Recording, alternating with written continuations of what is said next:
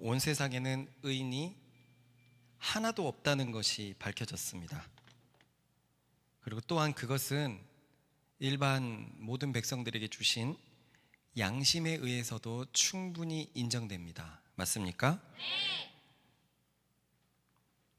그래서 신자나 불신자나 세상에 의인이 하나도 없다는 것을 인정할 수밖에 없습니다. 누구는 그건 좀 너무한 거 아닌가요? 기준에 따라서는 다른 것 아닌가요? 라고 얘기하겠지만, 완벽한 의인이 세상에서 존재합니까? 라고 물어보면 아무도 아닐 것이라고 대답할 수밖에 없어요. 그죠? 네. 우리의 양심에 의해서도 완벽하게 의로운 사람, 완벽하게 올바른 사람은 없다는 것을 알고 있습니다. 이것이 양심의 선고이고 하나님의 법의 선고입니다. 우리 이쪽에 민지가 이쪽으로 살짝 갈까? 문제는 하나님 앞에서는 완벽한 것만 설 수 있다는 거죠.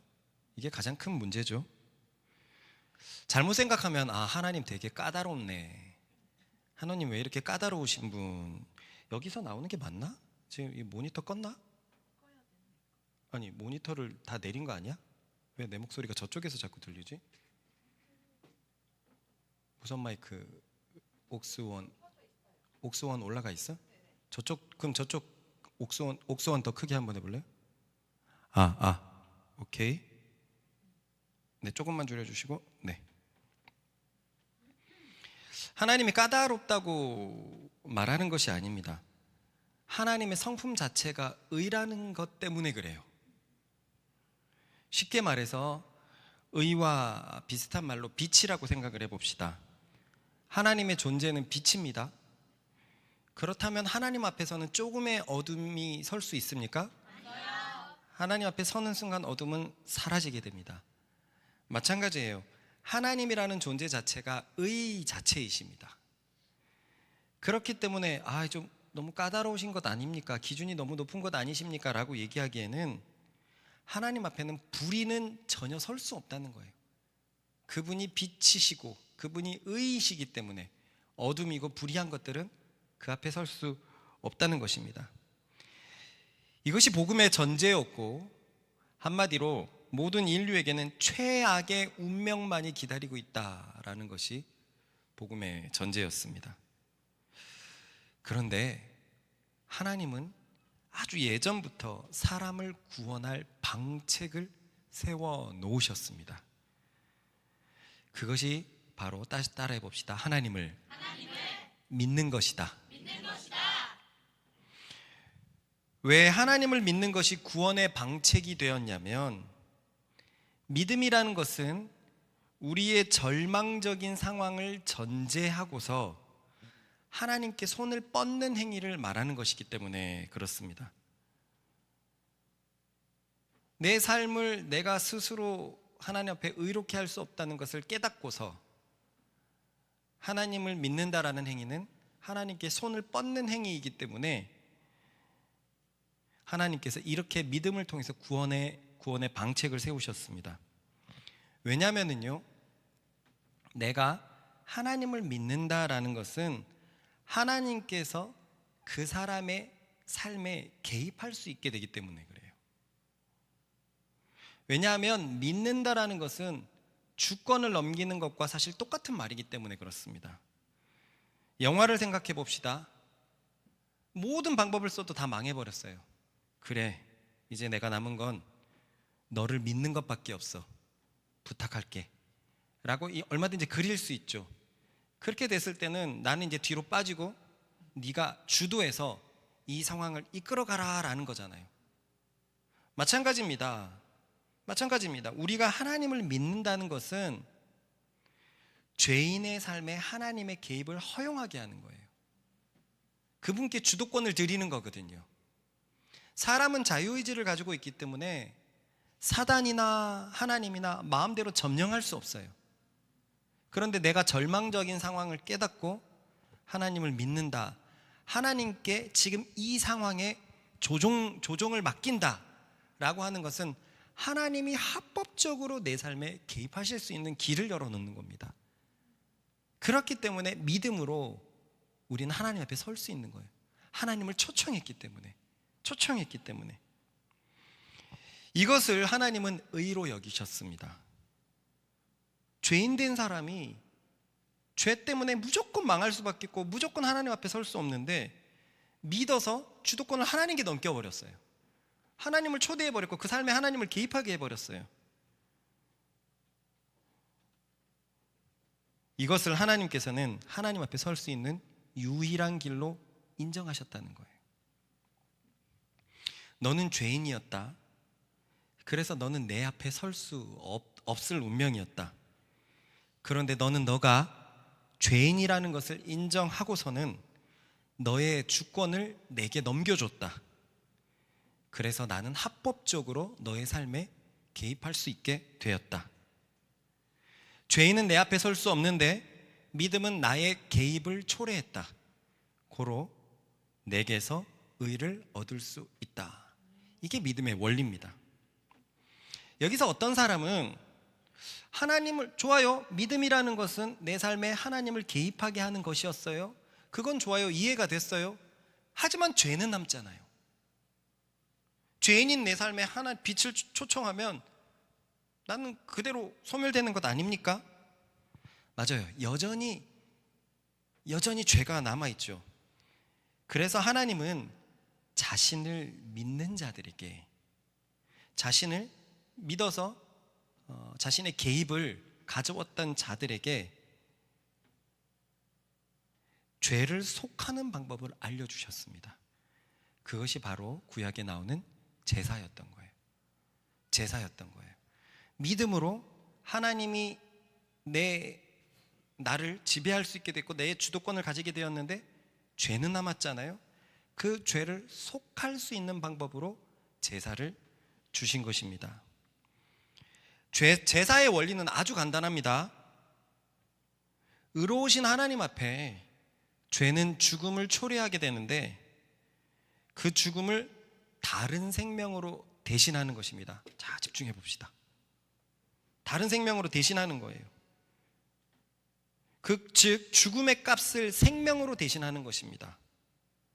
한마디로 피를 흘린다라는 말이에요. 피는 생명을 상징하기 때문에 그렇습니다. 이 말씀을 한번 읽어보겠습니다.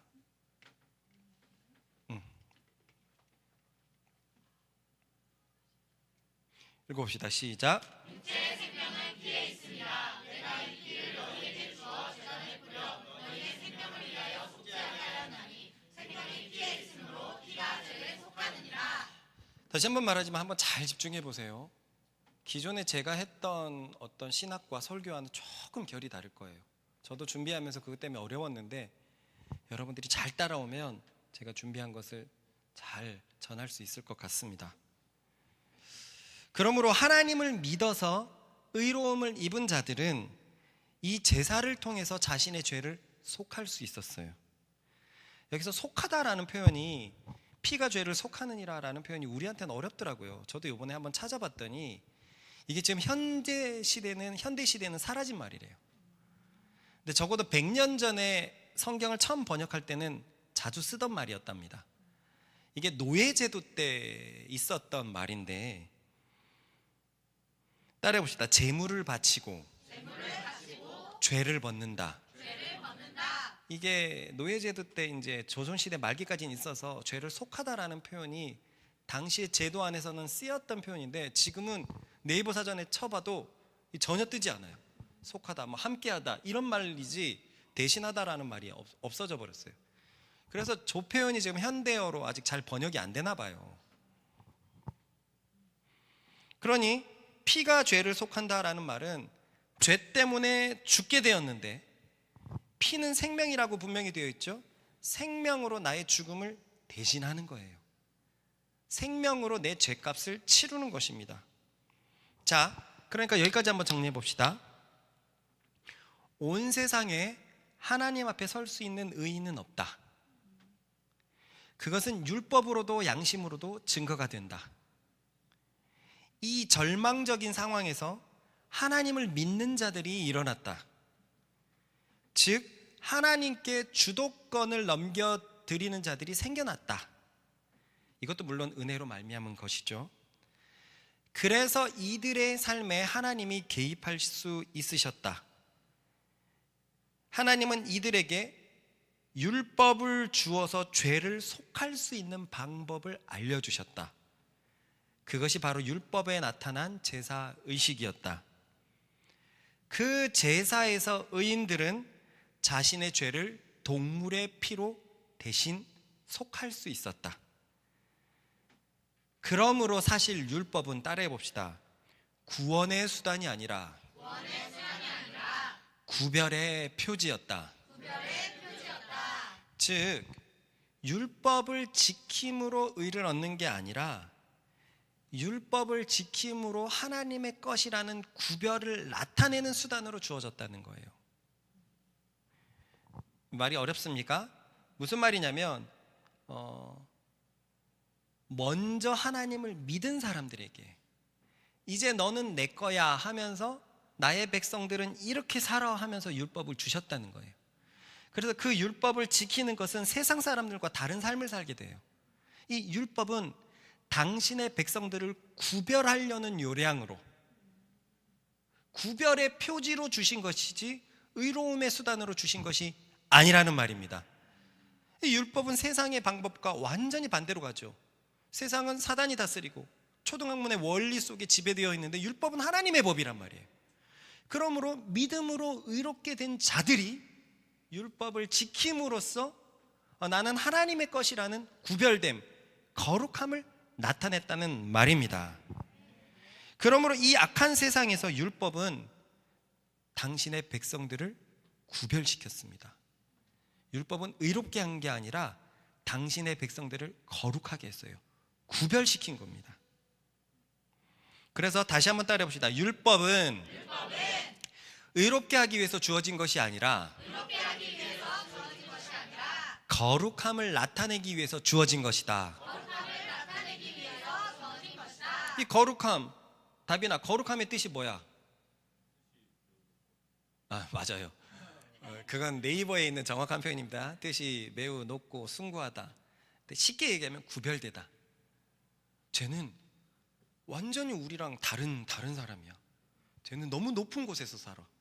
뜻이 매우 높고 위대해. 한마디로 간단하게 얘기하면 쟤는 우리가 구별돼 있어. 완전히 다른 사람이야. 그런데 문제는 율법을 받은 의인들의 후손들이었죠. 이들은 점차 믿음으로 의로워지고 율법으로 구별된다는 것을 잊어버렸습니다.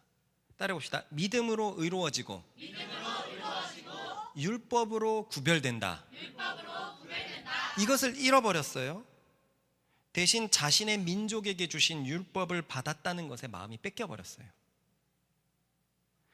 원래 의인들이 처음에 율법 받았을 때 너무 좋았겠죠. 하나님을 믿는데 그 믿는 것을 확실히 표현할 수 있는 법이 주어졌어요. 그 법을 순종함으로써 세상과의 차이를 나타냈고 하나님의 백성임을 보여주었습니다.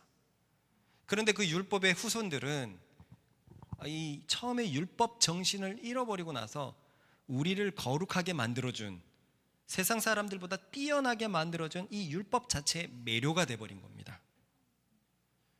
즉 하나님의 법을 주신 유대인이라는 곧 선택된 백성이라는 자긍심에 마음을 빼앗겨버린 것입니다. 그러더니 이들은 점차 율법 자체를 신봉하게 되었고, 율법을 주신 하나님을 보는 게 아니라 율법 자체를 신봉하게 되었고, 점차 율법을 지켜서 의를 얻는 것이라고 생각하기 시작했어요. 다시 한번 말하지만요, 하나님을 믿어서 의롭게 된 자들에게 율법을 준 건데 그 후손들은 그 율법을 순종해가지고 의를 얻는 것으로 점차 변해가 버린 거예요. 율법 자체가 워낙 훌륭하기 때문에 그렇게 바뀌어버린 겁니다. 그래요. 그래서 유대인들은 율법을 지켜서 의를 얻는 것이라고 생각했어요. 문제는 그렇다고 이들이 율법을 지키는 것도 아니었다는 거예요. 문제는 왜냐하면 율법은 모든 명령을 순종할 것에 대해서 말하고 있는데 이들은 자신들이 지키고 싶은 것만 열심히 지켰고 그보다 중요한 율법의 정신들은 망각해 버렸기 때문입니다. 이것에 대해서 예수님이 이런 말씀을 하셨어요. 읽어봅시다.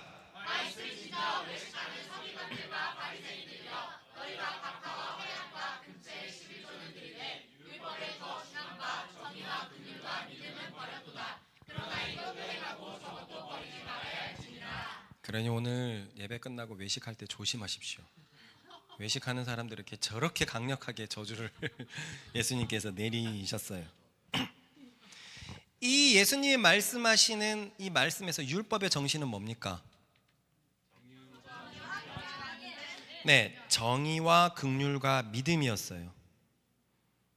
하나님을 믿어서 그의 백성이 된 자들이 감사함으로 그의 법에 맞게 사는 것이 율법의 정신이었고, 그것을 예수님께서는 정의와 긍휼과 믿음이라고 했습니다. 즉 의롭게 사는 것이고, 이게 구별된 삶이고, 긍휼, 불쌍한 자들을 돌보면서 사는 것이 또 구별된 것이고, 그리고 믿음, 이 모든 일을 하나님을 믿는 믿음 안에서 하는 것이 가장 거룩한 삶이라고 예수님께서 말씀해 주신 거예요. 즉 예수님은 율법을 외형상 지키는 것보다 더 소중한 것은 그 율법의 정신이고, 그것은 왜 율법이 왜 주어졌는지 잊지 않는 것이에요. 율법의 정신이 왜 율법이 주어졌는지. 다시 말하지만 율법은 하나님을 믿는 의인에게 세상과 구별하는 표지로 주어졌어요. 구별하는. 그런데 지금 저 예수님 시대의 바리새인들은 그걸 가지고 의로움의 기준으로 만들었고, 그래서 율법에 자신이 미시나에 의해서 제대로 순종하지 못하는 자들은 판단하고 그렇게 돼버렸죠. 이것을 아는 것이 정말 중요합니다. 복음에 있어서 이것이 너무 중요하다는 것을 제가 이제서야 너무 많이 깨닫고 있는데요. 따라해 봅시다. 율법은 의를 위해서 주어지지 않았다. 거의 뭐 두세 달 이렇게 반복되기 있기 때문에 이 문장이 우리 굉장히 많이 이제 들어왔을 거예요. 그러므로 율법을 행하고 말고에 따라서 의가 주어지는 것이 아니라는 거예요. 행한다고 의가 주어지고 만다고 의가 떠나는 것이 아니라는 것을 기억하십시다. 율법은 다시 말하지만 따라해 봅시다. 믿는 자들의 거룩을 위해서 주어진 것이다. 그러므로 저는 여기에서 최근에 말했던 것을 수정을 해야 돼요. 아니, 삭제를 해야 됩니다. 뭐 본질적인 말씀은 전혀 문제가 없지만 그 본질적인 말씀을 세우는 문장 중에 잘못된 문장이 있었어요. 2구절에서 나왔던 것인데요. 읽어봅시다. 시작. 이제는 율법에 하나님의 한 의가 나타났으니 율법과 선지자들에게 증거를 받은 것이라. 저는 이 말씀을 전하면서 뭐라고 가르쳤냐면, 이제는 새로운 한 의가 나타났다는 것은 전에도 의가 있었다는 것을 전제하는 것이고, 그것은 율법을 통해서 의를 얻는 것을 말하는 것이다 라고 얘기한 거예요. 그게 2주 전의 말씀이었고, 사실 저번 주부터 균열이 일어났습니다. 구약도 신약도 똑같은 방법으로 구원을 받는다는 게 저번 주 말씀이었는데, 그러면 저번 주 말씀에서도 이렇게 얘기하면 안 됐었어요. 율법이 새로운 의를 준다라고 해석하면 안 됐었어요. 그런데 우리는 알겠지만 분명히 율법을 통해서 얻는 의는 불가능하다고 이제 계속 배우고 있습니다. 그러니까 새로운 의가 아닌 거예요. 율법을 통해서 얻는 의가 불가능한 이유는 죄 때문이죠. 모든 사람이 죄인이라서. 그래서 모든 사람이 죄인이라는 말은 마음이 하나님의 법을 싫어한다는 거거든요. 그리고 613가지의 율법을 다 지키면서 의인이 되는 것은 불가능하다는 거예요. 싫어하는데 어떻게 613가지나 순종할 수 있습니까? 그래서 이 가르침을 수정해야 되겠습니다. 율법은 애초에 의를 위해서 주어지지 않았습니다. 왜냐하면 하나님의 의는 율법이 생기기 전에 이미 믿음으로 얻는 것이라고 계속 말해왔기 때문이에요. 율법은 의를 위해서 한 번도 주어지지 않았습니다. 이 믿음이라는 수단은 율법이 생기기 전부터, 그리고 복음이 온 후까지 계속 의를 위한 수단으로 주어지지 않았습니다. 믿음이라는 것만 율법이 오기 전부터, 오고 난 후부터 계속 하나님의 의를 얻는 유일한 수단인 줄 이제 우리 생각을 정리하십시다. 말씀 읽어봅시다. 시작. 또 하나님 앞에서 아무도 율법으로 말미암아 의롭게 되지 못할 것이 분명하니 이는 의인은 믿음으로 살리라 하였습니다. 내가 이것을 말하노니 하나님께서 미리 정하신 언약을 430년 후에 생긴 율법이 폐기하지 못하고 그 약속을 헛되게 하지 못하리라. 우리는 갈라디아서를 통해서 이미 이 말씀을 배웠었어요. 아브라함은 분명히 하나님을 믿어서 의로 여기심을 받았습니다. 그런데 유대인들은 430년 뒤에 생긴 율법을 순종하는 것으로 의를 얻는다라고 얘기하니 니네 잘못됐다. 그럴 거면 아브라함의 언약이 잘못된 것 아니냐. 근데 아브라함의 언약이 먼저 됐는데, 믿음으로 의를 얻는 것이 먼저가 됐는데 어떻게 430년 뒤에 온 율법이 먼저 온 믿음과 부딪힐 수 있느냐. 율법은 의를 위해서 주어진 것이 아니다. 그러므로 율법 외에 한 의가 나타났다는 말은 무슨 뜻일까요? 이 말은 어떻게 보면 율법도 의를 가지고 있었다라고 해석이 되지만 사실 다른 한 가지를 더 생각할 수가 있습니다. 의를 얻을 수 있다고 실패한 율법 외에 하나님의 의가 나타났으니. 따라해 봅시다. 실패한 율법 외에 이제는 하나님의 한 의가 나타났으니.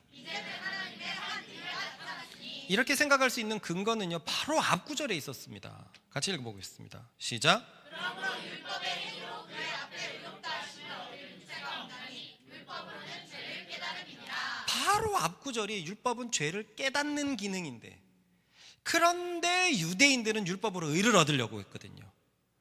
그런 실패한 율법 외에, 너희들이 잘못 알고 있는 율법 외에 진짜 하나님의 의가 나타났으니.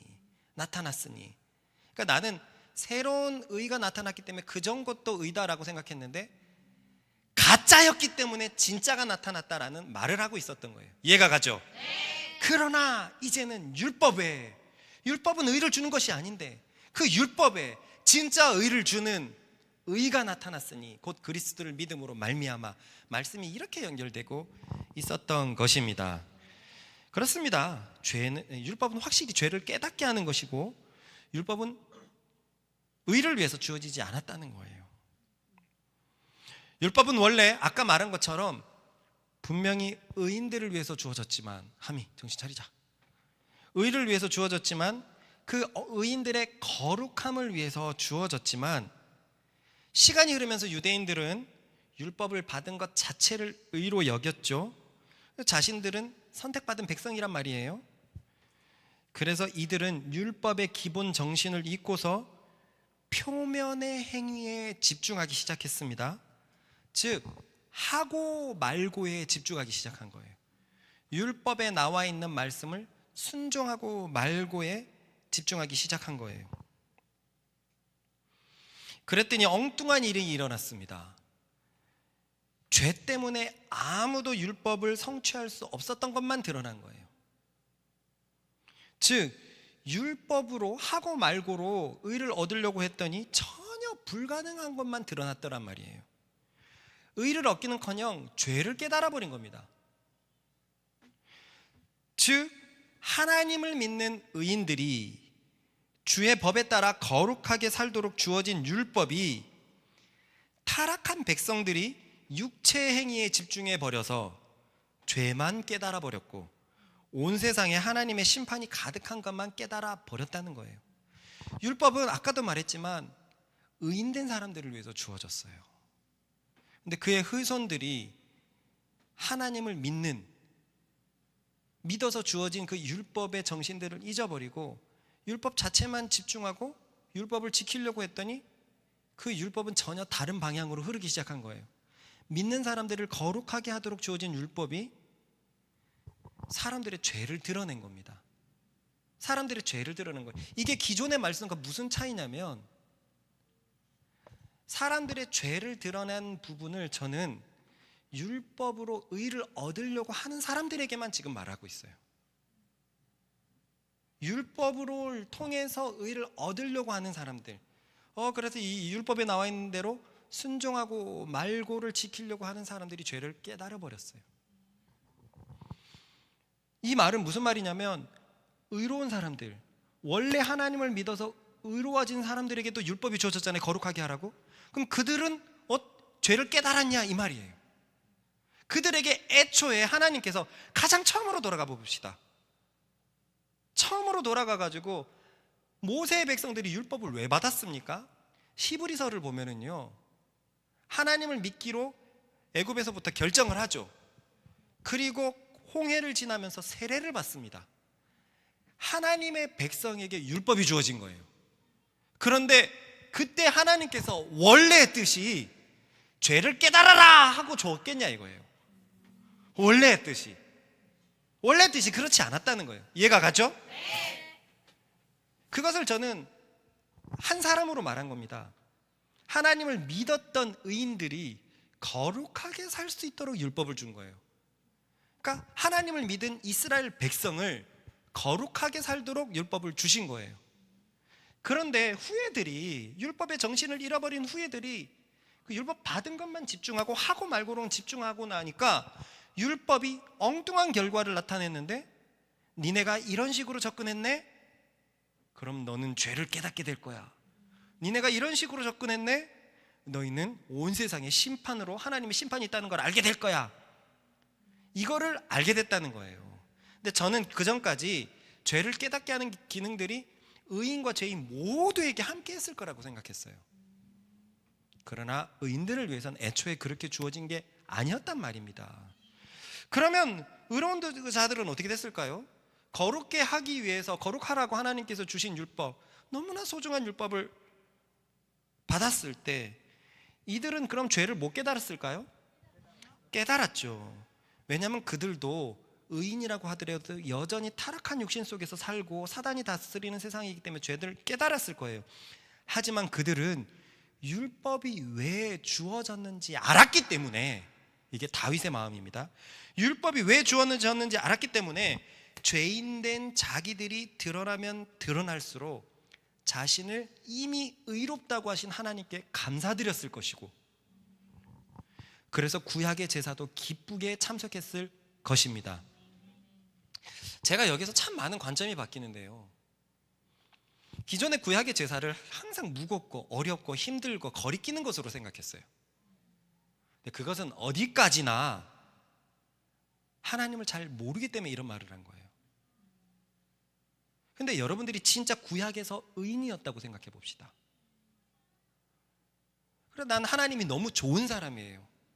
하나님을 신뢰하는 사람이에요. 그래서 율법이 너무나 좋습니다. 그런데 아직 미숙해서 내가 온전히 행동할 수가 없어요. 그래서 율법으로 인해서 죄가 드러나요. 그럴 때 율법에 죄사가 있는 겁니다. 내 죄를 속할 수 있는 제사가 있는 거예요. 그러면 이런 의인들에게 제사는 얼마나 기쁘고 감사한 것이었겠습니까? 그죠?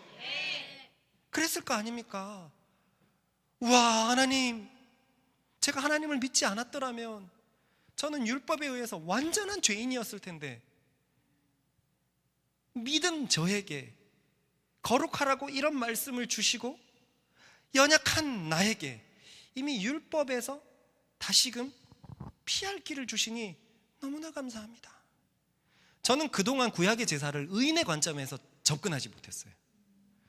그래서 난 오늘도 이를 향하네, 거기에서 은혜 받고 나온 것만 얘기를 했는데, 죄를 가볍게 여겨야 되진 않지만 그 제사 자체는 되게 감사하게 여겨졌을 거예요.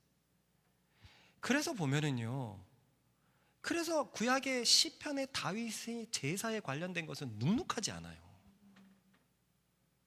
제사에 관련되는 기쁨과 찬송이 있어요.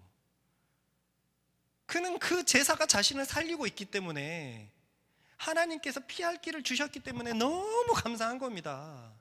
너무 감사한 거예요. 자, 그럼 다시 아까 원론대로 돌아가가지고 난 믿어서 의인이 됐어요. 믿음이라는 것은 하나님을 내 삶에 초청해요. 초청했더니 나에게 죄가 있네요. 그래서 하나님은 율법을 주셔서 피할 길을 보여주셨어요. 이미 초청해서 그는 자격이 됐는데 그 자격을 완벽하게 이해시키려고, 그 죄를 해결하려고 하나님의 율법의 길을 주셨고 죄를 속하는 걸 보여주셨어요.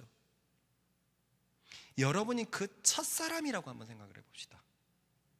다 죽어가는데 동준이가 하나님을 믿은 거예요. 그리고 동준이가 하나님께 주도권을 내어드린 겁니다. 그래서 하나님이 동준이에게 찾아왔어요.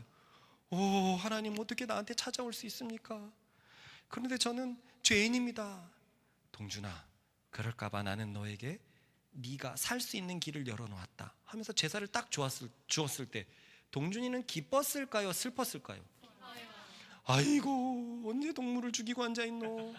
누가 그러겠어요. 살 길이란 말입니다. 살 길이에요. 의인에게 제사는 기쁜 것이었어요. 그러니 율법을 접근하는 태도가 다를 수밖에 없습니다. 율법으로 의를 얻으려는 사람들은 하고 말고에 집중하니까 그냥 죄에 나가 떨어져 버립니다.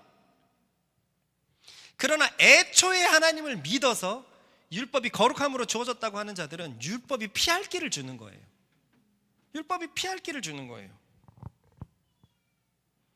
그래서 정리하자면 율법 외에라는 말은 율법의 의외라는 말이 아니라 의를 주는 것에 실패한 율법 외.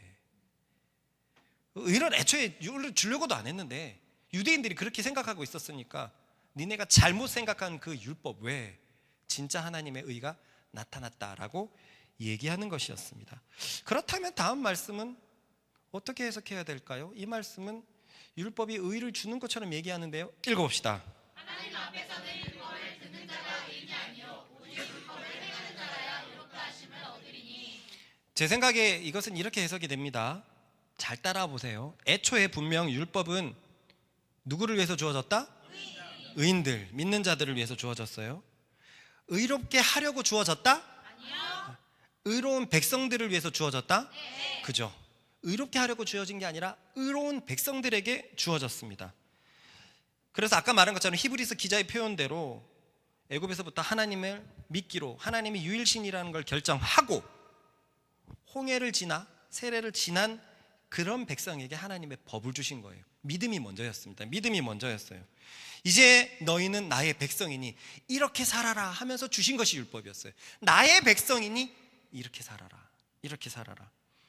그래서 율법에는 뭐뭐 행하면 살리라가 진짜 많아요. 여기에서 유대인들이 착각했습니다.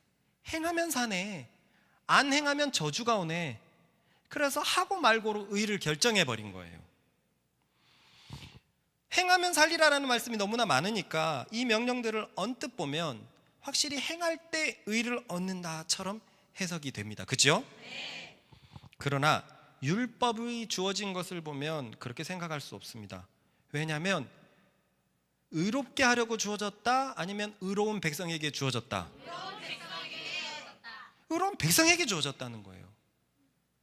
의로운 백성에게 행하면 살리라라는 말은 의로운 백성들이 이것을 행할 때 그 의로움을 계속 유지할 수 있다는 말입니다. 그 믿음을 계속 유지할 수 있다는 거예요. 거기서 의가 생성되는 것이 아니라, 그래서 의로운 백성에게 주어졌기 때문에 순종하는 것으로 사는 것이 아니라 이미 살고 있는 백성들에게 주어졌기 때문에 그것을 행하면 계속 믿음 가운데 살 수 있다. 그 거룩함은 우리의 믿음을 계속 유지하는 수단이었던 거죠. 분명하지 않습니까? 하나님의 백성에게 율법이 주어졌지 하나님의 백성이 되라고 율법이 주어진 것이 아니기 때문입니다. 여기에서 한번 생각해 보세요. 하고 말고로 생각하면 그걸 하면 하나님의 백성이 되는 거거든요. 근데 율법은 하나님의 백성에게 주어졌어요. 그죠? 백성에게 주어졌어요. 이미 백성된 자들에게 그것을 할 때 그 백성의 지위를 계속 누릴 수 있다. 이걸로 주어진 것이지 백성 되라고 주어진 게 아니란 말입니다. 그러니까 유대인들이 너무 착각해 버렸어요. 자기들은 이미 하나님의 백성인데 그것을 하면서 하나님의 백성이 되는 것으로 착각한 거예요. 웃긴 거예요. 의로운이 내 아들인데 아침에 일어나자마자 아버지 일어나셨습니까? 이렇게 해야지 자기가 아들이 된다라고 생각하고 있는 겁니다. 이게 얼마나 웃긴 일입니까? 이미 아들인데 이 접근은 굉장히 달라요. 그죠? 백성이 되려고 율법에 접근하려면 율법이 너무 무섭습니다. 두려워요. 신주단지 모시듯이 막 조심해야 됩니다. 신주단지 표현 좋지 않네. 보석을 뭐라 그럴까? 좋지만 두려운 거, 이거 안 지키면 큰일 나는 거. 그러나 이미 백성이 된 자들에게 율법을 주신 것이라면 율법을 감사함의 그 도구가 되는 거죠. 감사함의 도구가 되는, 그 율법책을 보면 볼수록 내가 하나님의 백성이라는 것밖에 안 보여지니까, 그리고 내가 부족한 부분들은 제사로 다 속할 수 있으니까. 이렇게 율법의 정신이 새겨져 있을 때는 얼마든지 행함으로 의를 얻을 수 있다라고 생각해도 됩니다. 하지만 더 정확한 표현은 따라해 봅시다. 의를 유지할 수 있다. 유지할 수 있다예요. 이미 너희는 하나님의 백성인데 이것을 통해서 너희가 구별된다. 너희는 계속 백성의 그 표를 유지할 것이다. 할례도 마찬가지죠. 그걸 통해서 너는 하나님의 것이라는 것, 해서 하나님의 것이 아니라 하나님의 것이기 때문에 그걸 행한 거잖아요. 그 율법은 그렇게 주어졌다는 거예요. 이 논리를 보완하는 것으로 이 구절 속에 의롭다 하심을 얻다라는 뜻은 따라옵시다. 의롭다고 간주되다, 인정되다 라는 원문의 뜻이 있기 때문입니다. 율법을 행하는 자가 의로운 사람이지. 하나님의 백성은 율법을 행해서 거룩함을 보여주니까 이렇게 율법 자체로 된다는 것이 아니라 하나님의 백성들이 율법을 순종함으로 그 의로움을 인정받게 되니까. 아시겠습니까? 네. 이해가 되십니까? 네. 자, 지금까지 이야기의 결론은 이것입니다. 하나님의 의를 얻는 방법은 오직 뭐다? 믿음이다. 뭐가 아니다? 율법이 아니다. 그러니 유대인들이 율법의 행위로 믿음을 얻으려는 것은 완전히 잘못되었다. 구약도 믿음으로 구원을 받았고 신약도 믿음으로 구원을 받았다. 오직 믿음만이 하나님의 유일한 구원의 방법이었다. 그러니 이제 우리 모두 구약은 율법으로 의를 얻었다라는 전통적인 생각도 집어넣고, 잘못된 생각입니다. 또 율법을 완벽히 지키면 의를 얻을 수 있다라는 생각도 집어넣읍시다. 애초에 죄가 있어서도 불가능하겠지만 죄가 없다고 해도 틀린 말입니다. 애초에 의는 믿음을 제외하고 그 어떤 방식으로도 주어지지 않았기 때문에 특히 초등학문의 범주에 들어가 있는 행하고 말고의 차원으로 의를 얻을 수 없습니다. 613가지를 다 지켜서 행한다는 것은 말이 안 되는 거예요. 없는 말입니다. 없는 말이에요. 613가지를 다 지키면 당신이 거룩한 백성인 것을 인정이 되는 거예요. 인정이 되는 것이지 그것으로 의를 얻을 수 있다는 것은 잘못되는 거예요. 원래 가지고 있는 의가 완벽하게 인정되는 것입니다. 이해가 가지요? 네. 그러므로 의를 얻은 사람은 자랑할 것이 아무것도 없게 되는 거예요. 아무것도 없습니다. 왜냐하면 자신이 한 것이 아무것도 없기 때문에 그래요. 그가 한 것은 믿었던 것, 곧 하나님을 신뢰해서 주도권을 넘겨드렸던 것밖에 없습니다. 아까도 말했지만 영화에서 나는 안 되니 자네를 믿네, 자네가 자네에게 부탁하네, 정권을 드리는 거잖아요. 저는 죄인이에요. 저는 어떻게 해도 죄인이에요. 하나님, 내가 하나님을 믿습니다. 나를 도와주세요. 그러면 하나님께 주도권을 드리는 행위란 말이죠. 하나님이 내 삶에 개입하게 되는 거란 말이에요. 내가 하는 것은 하나님을 의지한 것밖에 없습니다. 아무것도 하는 게 없어요. 그래서 자랑은 행위에서 나는 것이 아닙니다. 오늘 말씀이에요. 읽어봅시다. 시작. 그런데 자랑할 때가 어디냐, 있을 수가 없느니라. 무슨 법으로냐, 행위로냐, 아니라 오직 믿음의 법으로니라. 여기까지. 그런데 이 구절을 세번역 성경으로 비교하면서 한번 읽어봅시다. 시작. 그렇다면 사람이 자랑할 것이 어디에 있습니까? 전혀 없습니다. 무슨 법으로 의롭게 됩니까? 행위의 법으로 됩니까? 아닙니다. 믿음의 법으로 약간의 차이가 있죠. 개역 성경은 행위로냐라고 끝냈지만 새번역 성경은 행위의 법으로냐라고 얘기를 하고 있어요. 이거는 원어를 따른 것이거든요. 그러니까 믿음과 행위의 둘 다 원어에는 법이 적혀 있어요. 법이 적혀 있습니다. 그런데 여기에서 다시 보면은 행위의 법으로 됩니까? 라는 말이 조금은 어색하게 보입니다. 왜? 행위의 법이라는 단어가 쓰인 전례가 없어요, 성경에. 그러니까 율법이라는 단어가 붙어 있으면 되게 어울려요. 그죠? 한번 볼까요? 그렇다면 사람이 자랑할 것이 어디에 있습니까? 전혀 없습니다. 무슨 법으로 이렇게 됩니까? 율법 행위의 법으로 됩니까? 아닙니다. 이건 되게 자연스러워요. 근데 율법이라는 단어가 삭제되어 있어요. 그냥 행위의 법으로 됩니까? 아닙니다. 믿음의 법으로 됩니다. 에이, 율법 뭐 좀 까먹을 수도 있고 그냥 좀 빨리 쓰다가 그랬나 보죠. 그렇게 생각할 수 없어요. 왜냐하면 그 다음 구절은 정확히 율법의 행위에 대해서 얘기를 하고 있거든요. 이 구절은 일부러 바울이 행위를 강조하기 위해서 행위의 법이라고 행위만 딱 떼놓고 쓰고 있는 것입니다. 사실 다시 말하지만 율법 행위의 법으로 됩니까? 라고 물어보는 것이 더 적절해 보이는 이유는 지금까지 바울은 아직까지 유대인을 대상으로 지금 말씀을 전하고 있거든요. 복음의 전제에서 유대인을 굉장히 오랫동안 호통쳤던 거 기억납니까? 네. 그리고 나서 호통을 치고 나서 너네들의 율법에 의해서 모두가 죄인이다 라는 말씀도 보여주고, 그러나 이제는 율법 외에 라고 얘기하고 바로 이 뒷구절은 이렇게 얘기하고 있습니다. 시작. 하나님은 다만 유대인의 하나님이시냐 또한 이방인의 하나님은 아니시냐 진실로 이방인의 하나님도 되시느니라. 누구에게 말하고 있어요? 유대인에게 말하고 있어요. 니네 정말 하나님은 니네 하나님이냐? 이 얘기하고 있는 거잖아요. 그렇기 때문에 유대인들을 향해서 하는 얘기이기 때문에 행위의 법이라고 적는 것은 더더욱 좀 약간 좀 이상합니다.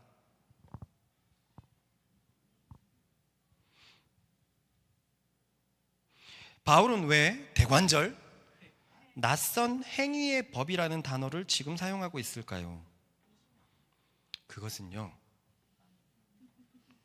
바울은 지금 유대인을 1차 대상자로 놓고 있지만 어디까지나 이 편지는 로마 교회 전체에 전해진 편지로서 이방인들과 같이 보는 편지라는 거예요.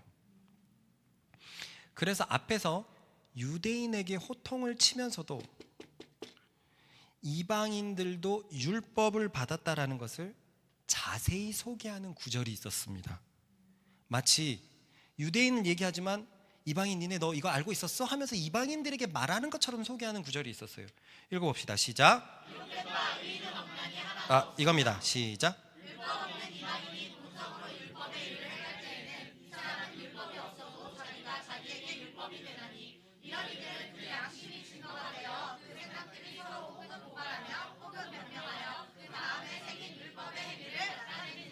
다분히 이방인들을 향해 있거든요. 너희들도 율법을 가지고 있다라는 것을 다분히 이방인을 향하고 있어요. 유대인에게도 해당하겠지만 지금도 마찬가지입니다. 행위의 법보다는 확실히 율법의 행위로 자랑할 수 없다가 더 어울리는데, 앞뒤로 계속 유대인들을 대상으로 하는 것 같은데 그럼에도 불구하고 이방인들 역시 이 편지를 보고 있기 때문에 바울은 유대인들을 가르치려는 동시에 이방인들에도 가르치려고 하고 있는 거예요. 그것은 무엇이냐면 우리가 의롭게 되는 것은 행위의 법으로는 절대 자랑할 수 없다는 겁니다. 행위로서는 하나님 앞에 자랑할 수 없다는 거예요. 행위로서는. 그러니 이것은 갈라디아서와 골로새서에서 언급한 초등학문을 언급하는 것이 확실해 보입니다. 확실해 보여요. 초등학문이라는 단어는 안 나왔지만 굳이 바울이 유대인을 가리키면서 그 초등학문에 대해서 길게 적을 이유는 없었지만 이 이방인들이 지배받고 있던 그 초등학문에 대해서 여기에서 언급하는 것으로 보입니다. 초등학문은 쉽게 얘기해서 육체를 강조하고 외모를 강조하고 행위를 강조하는 죄가 지배하는 세상의 기본 원리예요. 온 세상에 이 초등학문이 얼마나 많이 깔려 있습니까? 죄가 심해지면서 이 초등학문의 권세는 더 혁혁해지는 것 같죠? 예전에는 못생긴 사람도 잘만 결혼했는데, 불과 한 세대 전에, 지금은 기회가 오지 않는 것 같은 남녀 간의 절벽이 있습니다. 외모가 극도로 중시되는 사회가 되어버렸어요. 초등학문이 기승을 부리고 있어요. 이 외모가 이렇게 중시된다는 것은 초등학문이 기승을 부리는 것이고, 사람의 겉모습, 육체, 행위로 판가름하는 행위가 지금 이 땅에 만연하다는 거예요. 지금 바울은 이방인들의 그것을 얘기하고 있습니다. 유대인을 얘기를 하고 있지만 우리가 하나님 앞에 자랑할 것이 무엇이냐? 행위의 법으로냐? 행위로서는 하나님 앞에 아무도 자랑할 수 없다는 것을 유대인과 이방인들에게 알리려고 이런 낯선 표현을 쓰고 있는 것입니다. 마치 이런 겁니다. 너 이방인들아, 유대인들이 착각했던 것처럼 율법의 행위로는 절대 의롭게 될 수 없다는 것을 배우고 있지? 그래, 절대로 행위의 법으로는 의롭게 될 수 없어.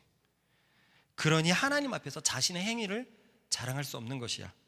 우리가 의롭게 된 것은 오직 믿음이니까. 지금 유대인들은 자신들이 율법을 가지고 있고 율법을 지키는 걸 가지고 이 옆에 있는 이방인들을 2등 시민으로 만들고 있습니다. 맞습니까? 행위를 자랑하고 있어요. 그 행위가 잘못됐다고, 그거로 의를 없다고 얘기를 한과 동시에 이들에게도 똑같이 얘기해 주는 거예요. 행위는 아니야. 행위의 법으로는 의로울 수 없어. 저 유대인들이 율법의 행위 때문에 저런 것처럼 너네들도 행위를 중시한다면, 육체를 중시한다면, 외모를 중시한다면 잘못된 것이야. 우리의 자랑은 오직 그리스도에게만 있기 때문에 행위를 자랑하는 것은 잘못이다라는 그 말을 하고 있는 것입니다. 그러면서 바울은 원래 주된 대상자인 유대인들에게 다시 시선이 돌아옵니다. 읽어봅시다. 시작. 그러므로 사람이 의롭다 하심을 얻는 것은 율법의 행위에 있지 않고 믿음으로 되는 줄 우리가 인정하노라. 그러니 아까 읽었던 27절은 이방인들을 위해서 살짝 첨가한 구절처럼 보여요. 연속해서 세 구절을 한번 볼까요? 읽어보겠습니다. 시작. 곧 이때에 자기의 의로우심을 나타내사 자기도 의로우시며 또한 예수 믿는 자를 의롭다 하려 하심이라. 그런즉 자랑할 데가 어디냐? 있을 수가 없느니라. 무슨 법으로냐? 행위로냐? 아니라 오직 믿음의 법으로니라. 그러므로 사람이 의롭다 하심을 얻는 것은 율법의 행위에 있지 않고 믿음으로 되는 줄 우리가 인정하노라. 여기서 27절 한번 빼봐요. 곧 이때 자기의 의로우심을 나타내서 자기도 의로우시며 또한 예수 믿는 자를 의롭다 하려 하심이라. 그러므로 사람이 의롭다 하심을 얻는 것은 율법의 행위에 있지 않고 믿음으로 되는 줄 우리가 인정하노라. 딱 자연스럽습니다. 논리에 어떤 이렇게 점프가 없습니다. 너무나 자연스러워요. 그런데도 27절을 집어넣은 것은 행위라는 것 자체로, 행위를 강조하기 위해서, 이것으로는 하나님 앞에 절대 설 수 없다는 것을 이방인에게 또 강조하기 위해서 행위의 법이라는 표현을 썼습니다. 물론 27절 초반에 그런즉 자랑할 때가 어디냐, 이것은 유대인들을 향하는 말이 맞긴 해요. 왜냐하면 그들은 육체의 행위를 자랑하고 있기 때문에, 자신들이 율법을 받은 것을 자랑하고 있기 때문에 그거 자랑할 게 안 된다 이거죠. 율법을 받은 것으로 니네는 의롭게 되는 게 전혀 아닌데, 율법은 아예 그것을 위해서 주어지지 않았는데, 그러면서 이방인들에게 행위의 법으로 모두 향하는 거죠. 이방인을 포함한 유대인과 이방인들에게 행위의 법으로 절대로 자랑할 수 없다. 자랑할 수 있는 것은 오직 믿음의 법이다. 그러니 27절은 이런 거죠. 유대인들아, 자랑을 멈추어라. 이방인을 포함한 모두 들어라. 행위로는 자랑을 할 수가 없다. 자랑을 하려거든 오직 그리스도만을 자랑하라. 이 말씀이 고린도전서에 이렇게 있었습니다. 읽어봅시다. 시작.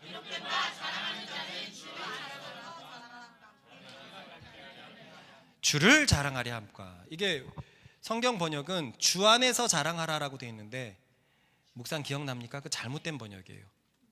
주님 안에서 자랑하면 되지요, 이렇게 생각하는 사람들이 잘못됐다는 거예요. 주를 자랑하라. 자랑하려면 주님을 자랑해라. 이제 우리는 말씀을 정리하면서 오직 믿음만이 하나님께 의로움을 얻을 수 있는 수단인 것을 확실히 배웠습니까? 이렇게 되니 하나님이 참으로 공평해지는 것 같습니다. 왜냐? 저 유대인이 말하는 것처럼 율법으로 의를 얻는 것이면 이방인 백성들은 아예 구원에서 제외돼 버립니다. 지네들만 율법 받았으니까요. 그러나 하나님은 사실 유대인의 하나님이시지만 이방인의 하나님이시기도 하죠. 모두를 하나님이 창조하셨기 때문에 그렇습니다. 즉 모두가 하나님의 창조물인데 유대인들에 따르면 율법의 유무가 심판의 기준이 된다? 그건 공평하지 않다는 거예요. 그러므로 믿음으로 판단하시는 것은 참으로 공평한 하나님의 처사인 줄 믿습니다. 그분은 오직 믿음으로 율법의 유무와 상관없이 의를 판단하시는 분이시기 때문입니다. 읽어봅시다.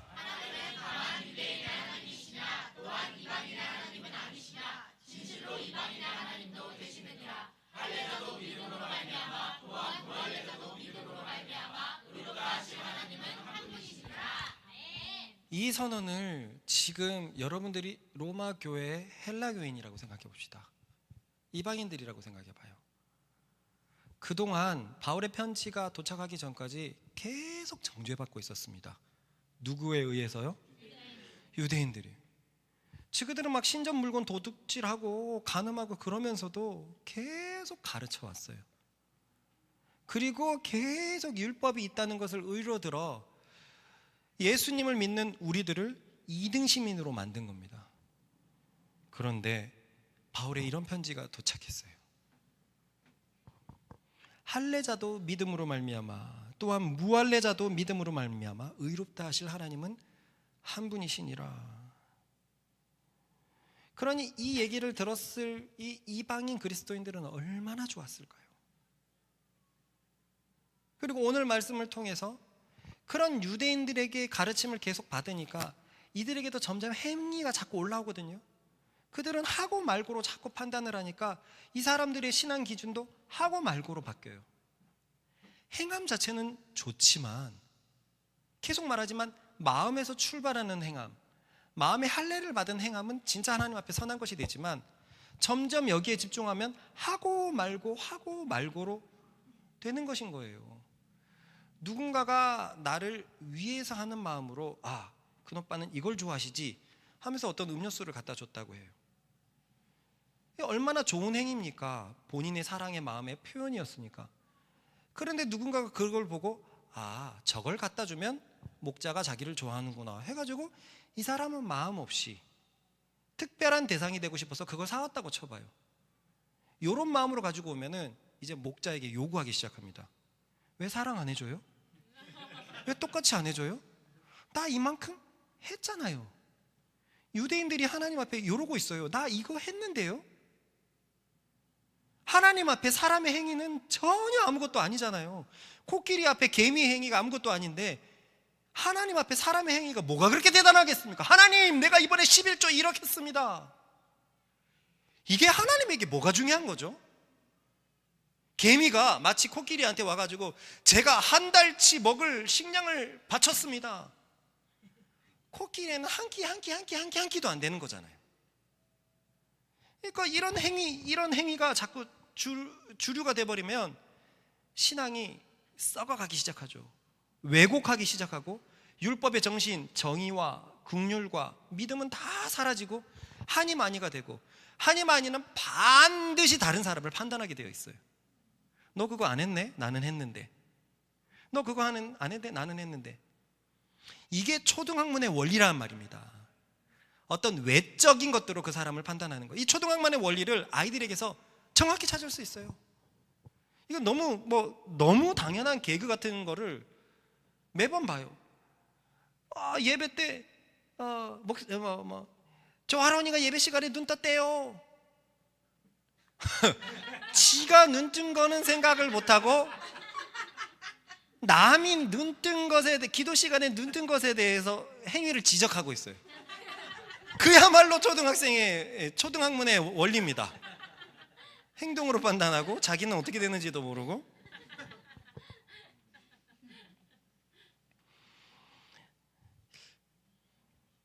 그래서 이들은 이 바울의 이 선포를 듣고 정말 좋았을 거예요. 다시금 바울 때문에 1등 시민이 되는 겁니다. 아, 믿음만 있으면 되는구나. 정말 내 삶에 하나님을 의지하기만 하면 되는구나.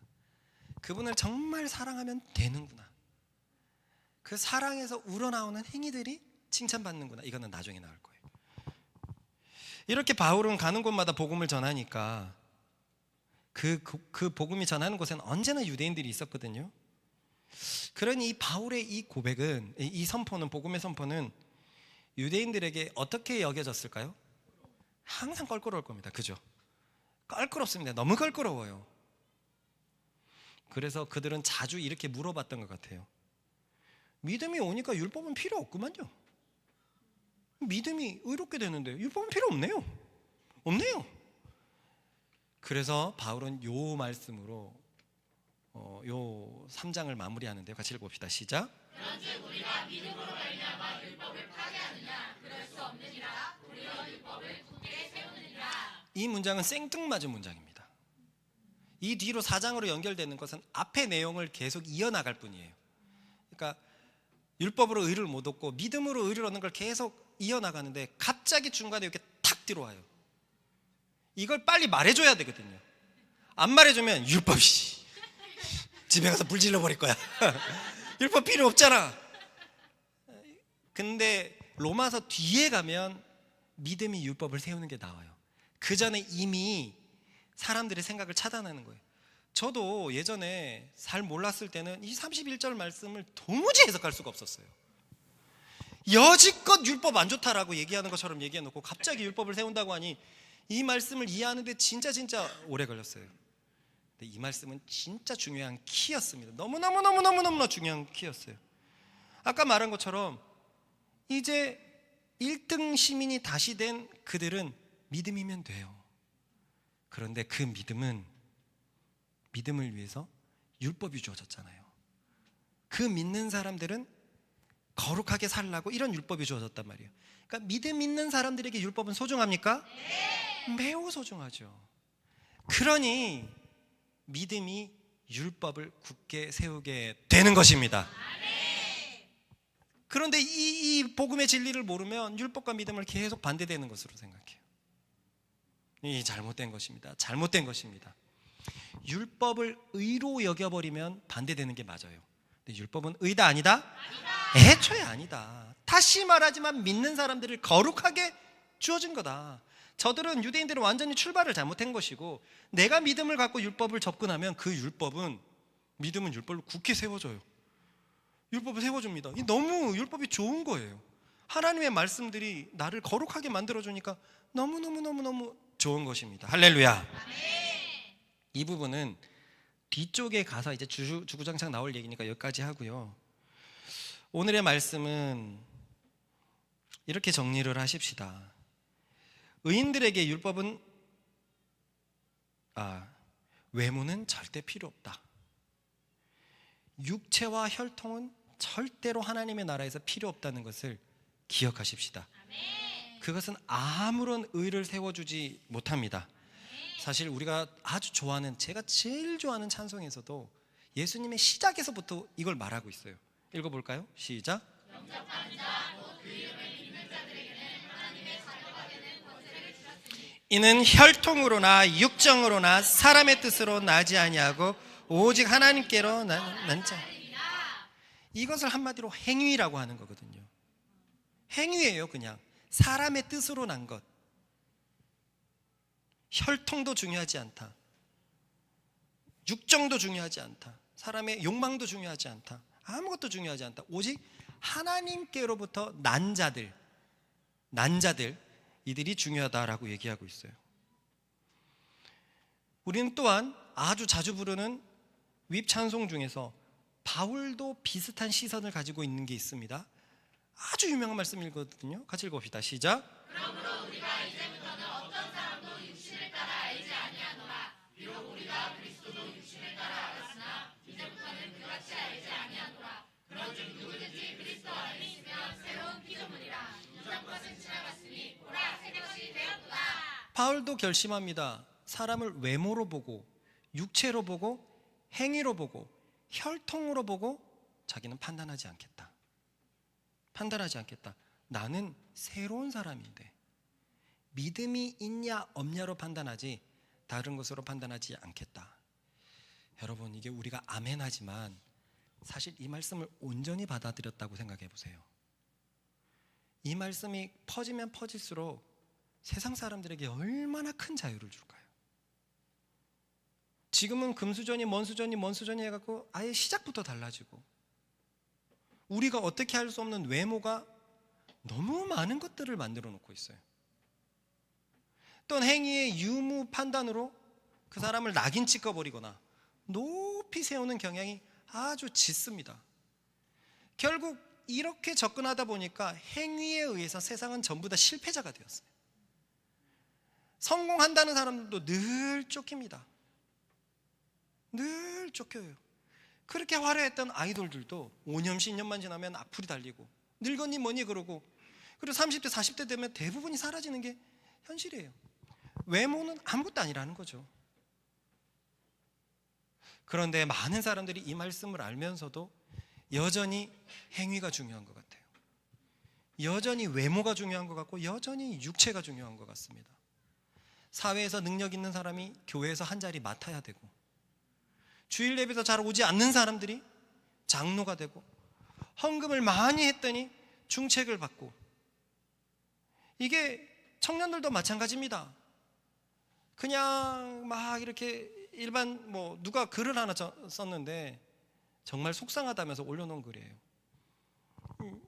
우리 청년부에 여자들이 결혼 못한 청년들이 많고 내가 그 중에서 누구를 좋아하고 있었는데 생전 교회를 다니지 않은 얼굴 반반한 애가 오니 모든 이 여청년들이 이제 결혼하지 못한 청년들이 그쪽으로 달라붙는다는 거예요. 여기는 예수님을 믿는 곳인데 저 외적인 조건을 보고 그렇게 하니까 참 씁쓸하다고 누가 올려놨어요. 이건 완전히 잘못됐다는 거죠. 완전히 잘못. 이건 예수님의 관점이 아니라는 거예요. 땀 많이 나는 사람 있죠. 그래서 여름에 습해가지고 불편한 사람 있을 겁니다. 그런데 눈앞에 예수님이 계세요. 예수님이 안 하나 줄까요? 안 하나 줄까요?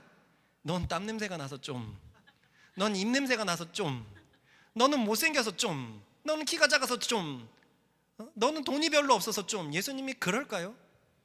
절대로 그렇지 않습니다. 왜 절대로 그렇지 않냐면요, 내 자식이라고 생각하면 토 냄새 난다고 안 안아줍니까?